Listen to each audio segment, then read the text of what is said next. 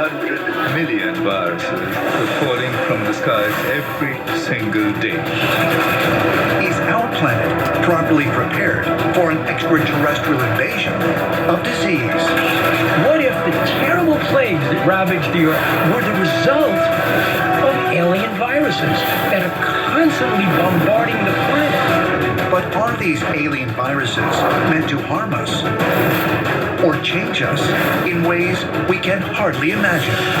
Sometimes viruses help human evolution. It is a deliberate artificial change of our DNA.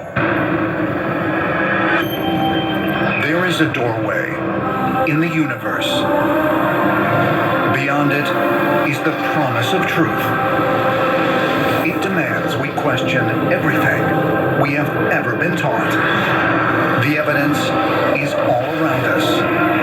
The future is right before our eyes. We are not alone. We have never been alone.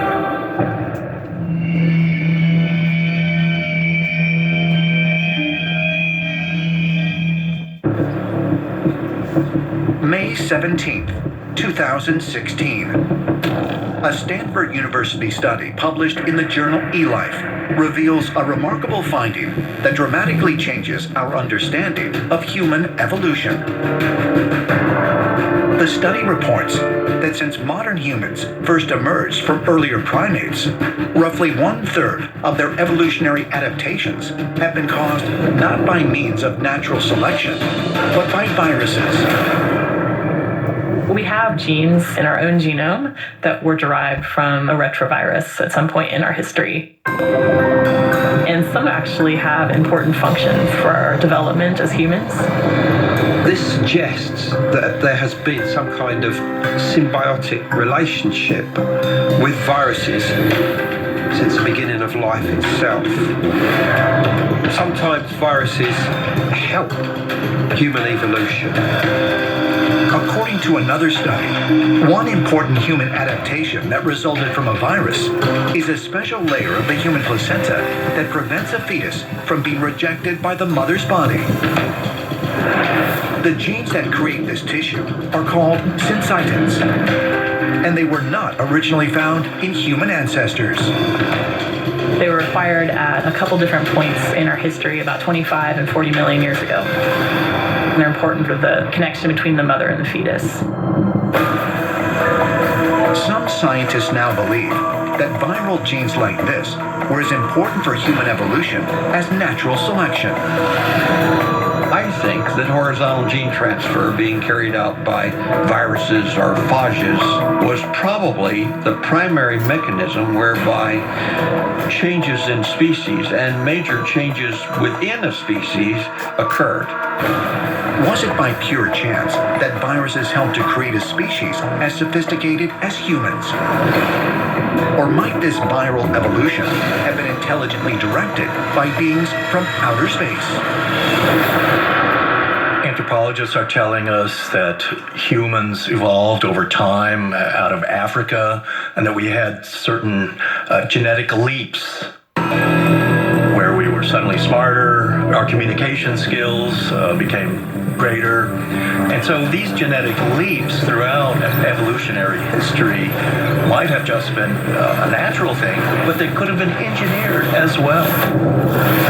There is no doubt in my mind that viruses that have originated from space somehow had to do with our development here on Earth.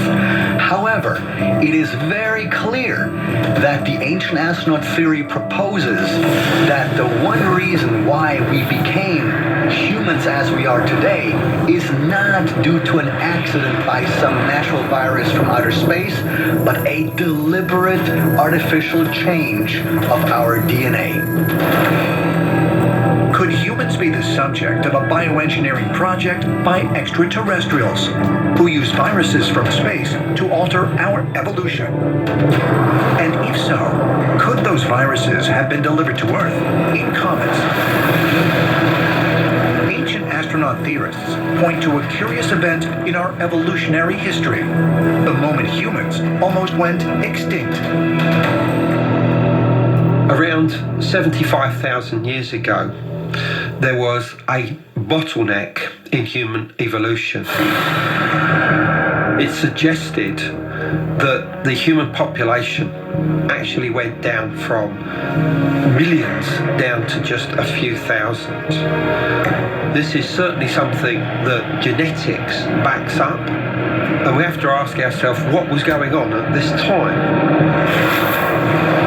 Originally, geologists believed that bottleneck of humanity was caused by the supervolcano in Sumatra exploding. Now, recent finds have indicated that's not the case, and they're leaning more towards a virus, a plague that was genetically programmed for early humans, wiped them out.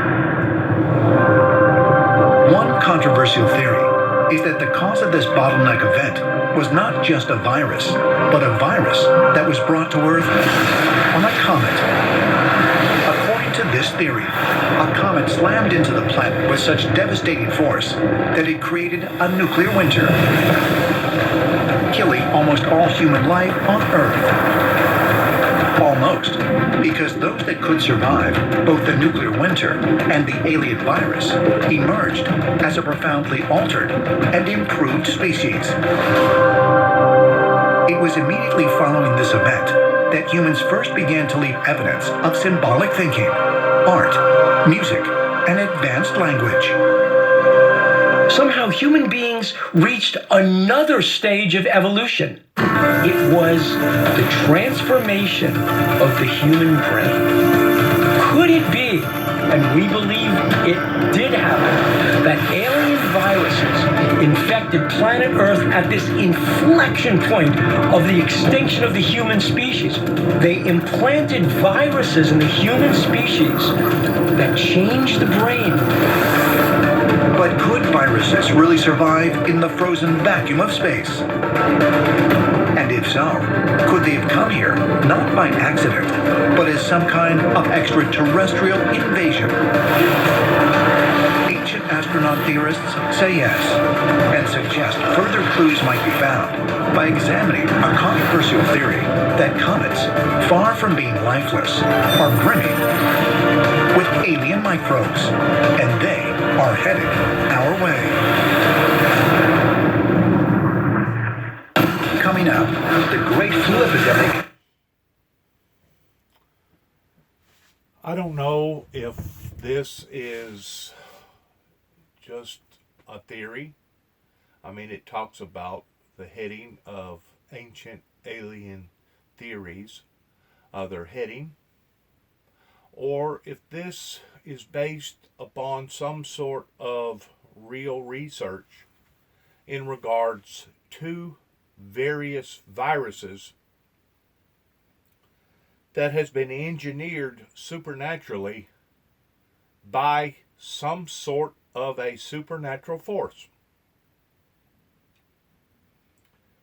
The reason why that I wanted to play this, and I'm going to play just a little bit more here in just a second, is not necessarily because of the coronavirus that is breaking out over in China right now, that has caused over 30 million people to be held against their will pertaining to some sort of a I'm trying to think of the right word that they're using over there in confinement, of keeping the disease from spreading, keeping the virus from spreading. Quarantine. By quarantine people with this type of method can in fact slow the progress of this virus down.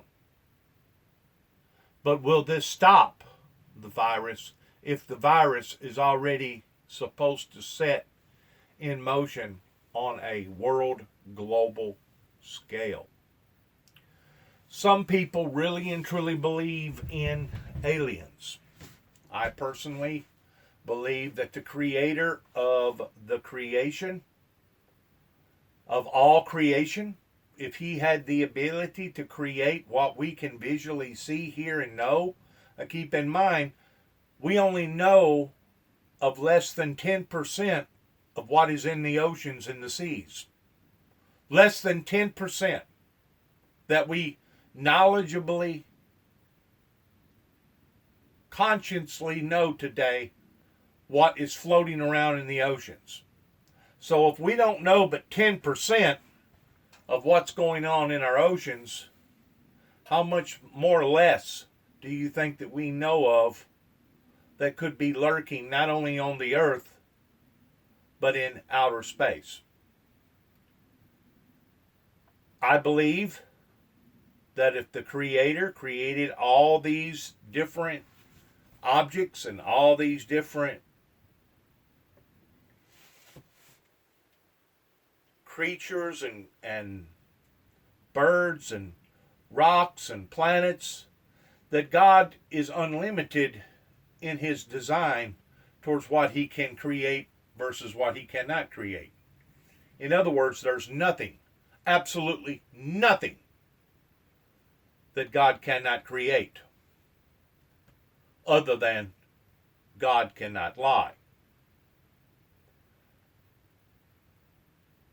He could lie, but he chooses not to lie for the sake of not the Homo sapiens up onto this planet, but he chooses not to lie because of the righteousness of the law that he persists under. But it is very possible, I believe, that if the Creator created us and all other beings, that he could have possibly created some sort of a supernatural, intelligent form that has the ability of looking like anything from an alien to another human being. Because I have heard of other people's testimonies where they have stopped and picked up people that gave them crucial evidence or information about their lives. They dropped the person off and looked into the rearview mirror and the person was no longer there. Just like the person that I bumped into in Oklahoma City, Oklahoma, that come into my jail cell that told me that by me saying less was by me saying more, while I was going to MCC in downtown Chicago, being studied like a laboratory rat pertaining to my faith in Christ. I do believe that the Creator can create any type of being towards being a messenger to the Homo sapien race. Now, whether or not the Homo sapien race decides that they want to acknowledge the message coming from that particular messenger, that will be totally up to them, regardless whether it comes in the form of another human being, regardless whether it comes in the form of a vision, a dream, a song, a white dove, or even, yes, an alien. The only reason why that I'm bringing this up is because of the virus, the coronavirus, that is now spreading immensely over in the China area. The only reason why that I brought up the fact that this virus was accumulated or began by people eating raw fish from the ocean is because that was the scientific analogy that was given to me by me watching news, watching TV, of another medical doctor that said that this is the repercussion or the reformation of these type of impurities of people eating fish that was not cooked, eating raw fish from the sea. I'm not a doctor. I'm not going to sit here and claim that I'm a doctor. I'm not going to tell you that I have doctor potentials whenever it comes to studying various viruses, microscopic germs that you cannot see, even closely see with the human eye. But I do know this. I got gut feelings. I've got instincts. And the only thing that we can do at this point in time is to pray that this disease will be eradicated before it eradicates us.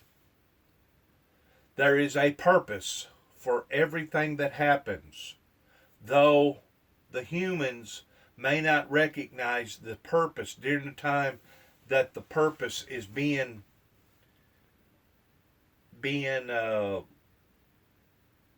engineered to our reality. There is always a purpose involving whatever is occurring, regardless whether it came in the form of a flood, a fire, a major freeze pertaining to the Ice Age, or just going back to the creation of time whenever God originally had the Garden of Eden up onto this planet that is no longer now present on this planet, pertaining to the tree of knowledge and pertaining to the Garden of Eden, because of the corruption that Satan has brought into this planet. The only thing that we can do for the victims, regardless whether it's the victims in China, or the victims in Australia, or the victims in Europe, or the victims in America, or the victims all over the planet, is to pray for the people and pray that it will not eradicate all of us, and that we will find an antidote that will eradicate it before it eradicates us. We know that dangers loom not only in the sea, but dangers loom upon to the land. Dangers loom in the atmosphere. We know that we have an adversary which is out to kill, steal, and destroy those who are of a righteous source in following a righteous Savior by the name of Jesus Christ. We know that we have an adversary who wants to do not only physical harm to us, but wants to do emotional harm, as well as psychological harm, as well as spiritual harm. This is the reason why God has set forth various watchmen, kind of like the watchman on the wall, to make sure that his children, his sheep, his chosen, is not going through ordeals that they shouldn't have to go through, just like during the time that God chose Moses to be a liberator towards liberating the children of Israel from such of a tyrant during the time that tyranny ruled the land over in Egypt pertaining to the Pharaohs. There's always a season of peace, a season of war, a season to plant, a season to harvest, a season to grief, a season to rejoice, a season to prosper, and a season not to prosper. There's always seasons, and these seasons come to us mortals down here up onto the planet in different various stages and in different ways. May the season that we have vastly approached in the year 2020 be the season of utopia and prosperity for all of the human race, not just part, but all. May we continue to stay steadfast in believing that the supernatural force pertaining to the great I Am will always be there with us and for us, even as he spoke of in the first 4 chapters of Revelations, to be faithful unto death, that the second death would not hurt us and would not harm us, indicating that he never promised us that we wouldn't have to go through the first death pertaining to a physical death. Once more, everything happens for a reason. Everything happens in concurrence of that season of whatever has been brought upon to humanity during the time that it has been brought upon to humanity. There's nothing that is a coincidence. Absolutely nothing. Just as the old hard-shell Baptists used to believe that what is to be will be, and if it wasn't meant to be, it won't be. As we listen to the rest of this, keep in mind of the victims all over the planet that has already been touched with some sort of a disease in some form or fashion that is either hindered, slowed down, or deprived their very life upon to this planet. The Great Flu epidemic began on the same day in 2 different places. The answer is that the virus probably fell from space.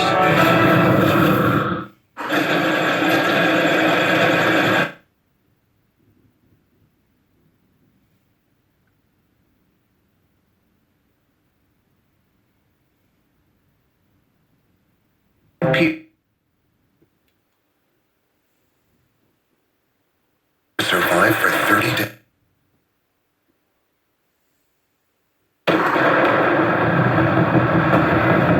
Boston, Massachusetts, August 27th, 1918. 2 sailors visit the sickbay at a seaside pier with frightening symptoms. Their bodies are literally covered with dark splotches. They suffer from severe bleeding, and they are foaming at the mouth.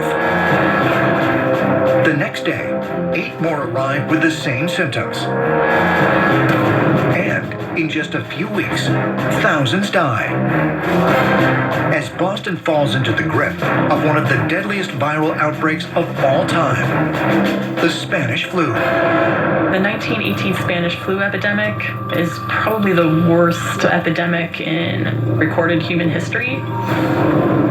Medical historians estimate that up to 20 million people died during that epidemic. It didn't just focus on one group of people. People from the very top echelon of society all the way to the working poor were struck down by the Spanish flu. In other words, it wasn't prejudice towards who it attacked and what it done.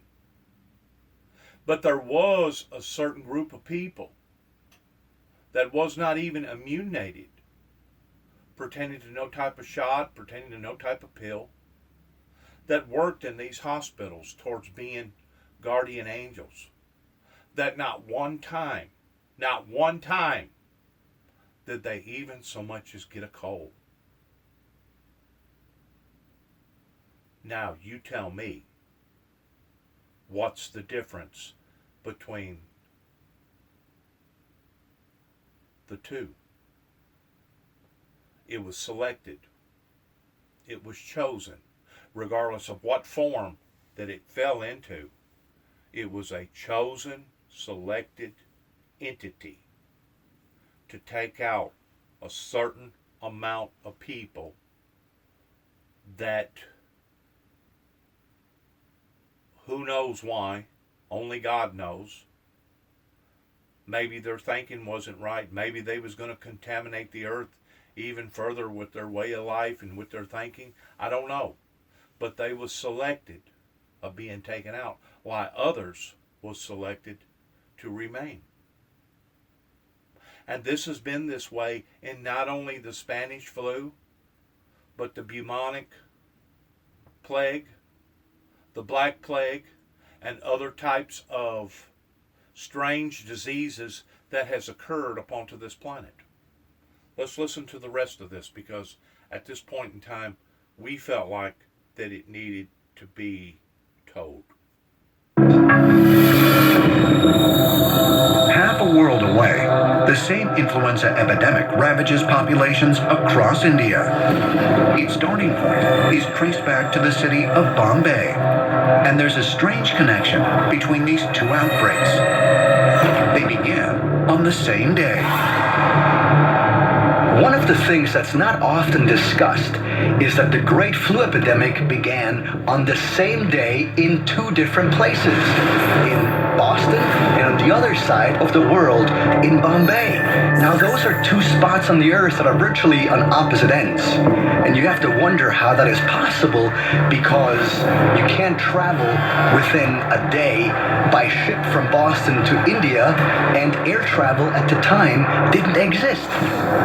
How does an outbreak occur of the same virus on places so spread apart in 1918 in less than 24 hours?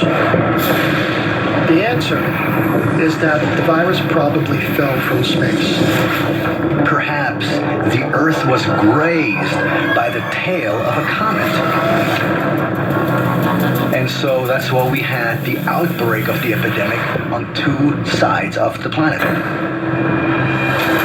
Until recently, it was believed that radiation, extreme temperatures, and the vacuum of space, that is to say the absence of any oxygen, would kill any life form. Pressurization. Go ahead. Go. But ever since humans first ventured into space, scientists have been finding evidence to the contrary. April 20th, 1967.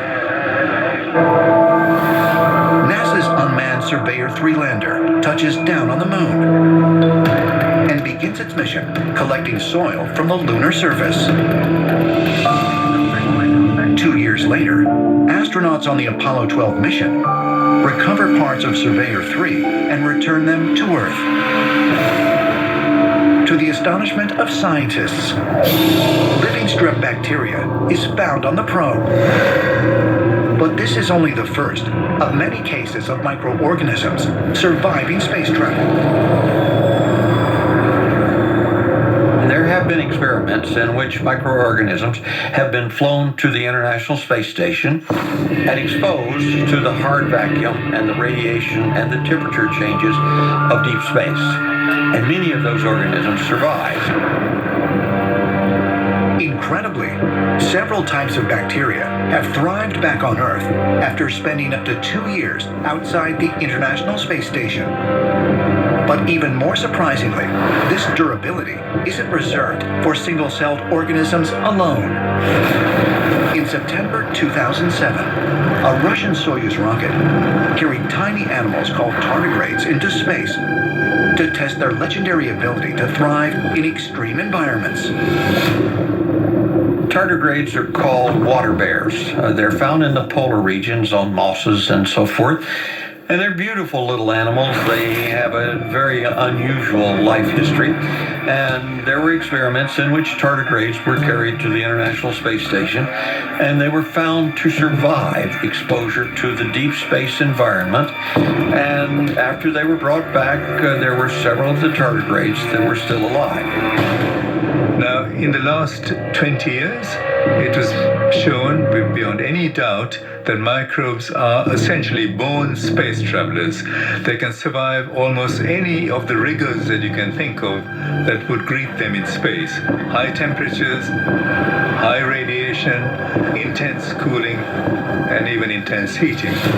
It's also well established that microorganisms can very easily survive in bodies like comets and could well live in bodies like Europa and Enceladus because there is ice there. There is liquid water oceans underneath the icy crust. In recent years, astronomers are identifying more and more planets that could potentially harbor life. Some believe that microbial life first evolved on one of these distant planets. Eons later, meteor impacts blasted some of them into space, where they took root in comets. But even if true, how could they descend to Earth and infect humans? We know for a fact that material from other bodies in our solar system is continually raining down on the surface of the planet Earth, and it could well be bringing with it dead and possibly even living microorganisms as it enters the Earth's atmosphere and then lands in oceans or lakes or streams of the planet. Could this explain many of the plagues that sickened and killed millions throughout history? In 2007, an international team of researchers set up a research facility in the Sierra Nevada mountains of Spain to collect data on microbes falling to Earth from the sky. What they discovered remains controversial. The total amount of viruses that were falling down on the Earth was something like 800 million. This was April the 13th, 2018. Written by Jim Robbins, Robbins.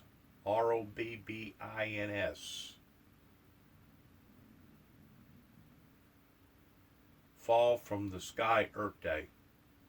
This was in the New York Times if somebody wants to look it up. April 13th, 2018. Individual viruses per square meter of the Earth. The conclusion they came to, of course, was that this was essentially viruses that were lofted from the surface of the Earth, taken up to the clouds, and brought back. Now, I think some would have been recirculated in this way, but not all. And I feel that this is one of the most striking examples of science being essentially dishonest in its conclusions. These 800 million viruses per square meter falling on the Earth must include viruses that are coming from outside. Although some scientists believe that life on Earth actually originated with microbes that rained down from comets, a theory known as panspermia, an even more controversial theory called directed panspermia, proposes that these comets were sent here not by accident, but deliberately. If I'm an alien species and I want to start a colony on a different planet, think of what we're doing now. We want to send human beings back to the moon. We want to send human beings to Mars. What if that's not what they did? What if the ancient aliens didn't send complete life forms, but sent submicroscopic life forms? Mainstream scientists remain skeptical that microbes can survive for thousands of years inside icy comets, much less that they might be sent to Earth deliberately to alter human evolution. But others argue that the proof can be found right here on Earth, in the closest environment we have to comets, the icy depths of glaciers. Coming up. This is amazing. So this entire cave is filled with life. Yes, microorganisms may be widely distributed throughout the entire universe.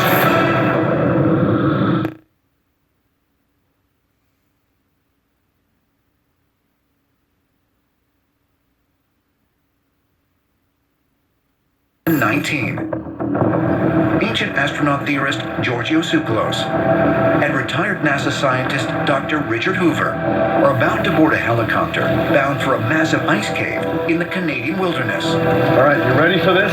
Yes, absolutely. All right. Dr. Hoover spent most of his career studying fossils for signs of extraterrestrial microscopic life, and is a leading proponent of panspermia, the idea that life on Earth originally rained down from comets in outer space. He has invited Giorgio to accompany him while he investigates the Whistler Ice Cave.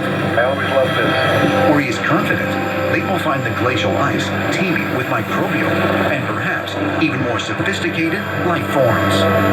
Life forms that may be thousands of years old. Oh, this is just absolutely magnificent. It really is. If alien viruses are reaching Earth, Dr. Hoover suggests that those that don't find a host could survive within such an environment for long periods of time. Today, he'll examine the glacier for the perfect samples to analyze in his laboratory. So, Richard, how excited are you to be here to conduct this experiment? Well, I'm tremendously excited. This is absolutely a marvelous opportunity to do more study of life in ice. After a 20-minute helicopter ride, the team arrives at the Whistler Ice Cave in the Pemberton Glacier. Wow. This is incredible. Amazing. Look at that. There must be 1,000 shades of blue in this ice cave. It's absolutely fantastic.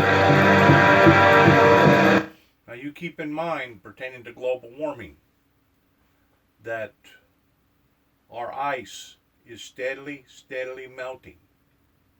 And inside this ice is microscopic entities that are now being unleashed into the open airwaves that at one time was contained in ice. As we are steadily seeing not only environmental changes throughout the planet, but now we are having to deal with things that we have never seen or thought of before. Could it be that these entities that was dormant are now coming alive, seeping down into the water, and because of food not being cooked correctly, it could magnify and evolve into what we're seeing pertaining to the coronavirus that is now recently surfaced over in China. These are all theories and thoughts of not necessarily alien activity, but life form activity that scrapes up against the same theory of a possibility. Now, as of that I know of, I have not never touched, seen, smelt, heard, or been around a green object with one eye or two, big eyes, to the point of being able to call it some sort of an alien. And as far as I know, out of all the research that we have done, we still have yet to capture one of them, to put it on the channel 5 news in the evening. But we have captured thousands and thousands and thousands of different microscopic cells that has been either brought to us from space or buried deeply in ice that is now starting to merge openly in front of our very eyes. So as this is fixing to end, I want you to keep in mind that some of this stuff is not actually theories such as the ancient alien theories that a lot of people would like to believe in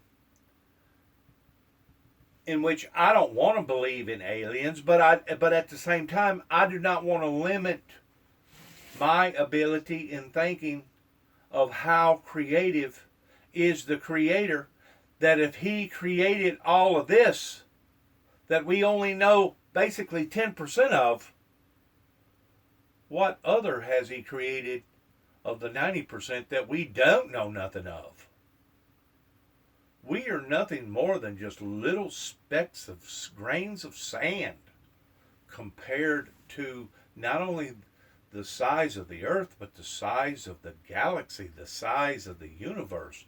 We are nothing more than a little bitty particle, a microscopic particle that's probably a billionth time smaller than a piece of sand compared to their wide view lens of how they view us. And here we see all of these magnificent shades of blue, and up there you see big streaks of black. Glaciers like to eat rocks, and as they eat rocks, the rocks gather inside, and when the sun shines through the ice and hits the rocks, it can cause it to melt and form nice little pools of water, and then when bacteria and algae grow in there and respire and produce their photosynthetic products, they make their own atmosphere. So around every tiny rock in this glacier, there is a tiny planetary system with its own biology, its own atmosphere, its own soil in effect, and its own oceans. In other words, it has got its own atmosphere. Isn't that something to think about? Isn't that something to wrap one's mind around? The ice here is tens of thousands of years old, but Dr. Hoover believes it is teeming with life.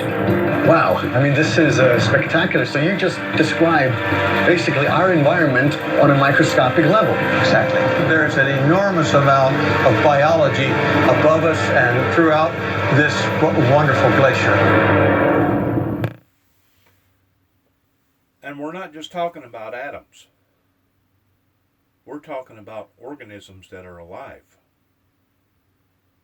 We're talking about discoveries that we have yet to even come close in discovering.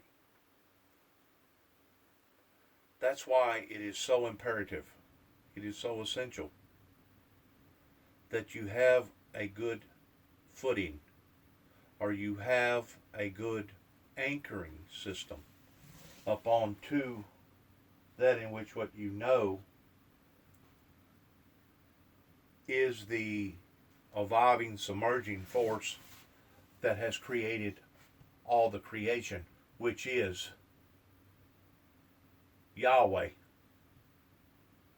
or El Shaddai, working through the teachings of Jesus Christ. Whenever it is time for me to depart from this world, I have no doubt I will not leave a second before, nor I will leave a second after my selected time. And my selected time may be before I ever even have time to put this on my YouTube channel, on my YouTube platform. But then again, my selected time may be 25 years from now. None of us know when our selected time is going to be. That's the reason why that it is imperative for you to be prayed up, packed up, and ready to go up, regardless whether you're on this side of the continent or the other. That's the reason why we must walk by faith and not by sight. Thank you for listening to this program of these microscopic entities that we know now are not just some sort of fictitious, fabricated ideal. Whenever you can put these under a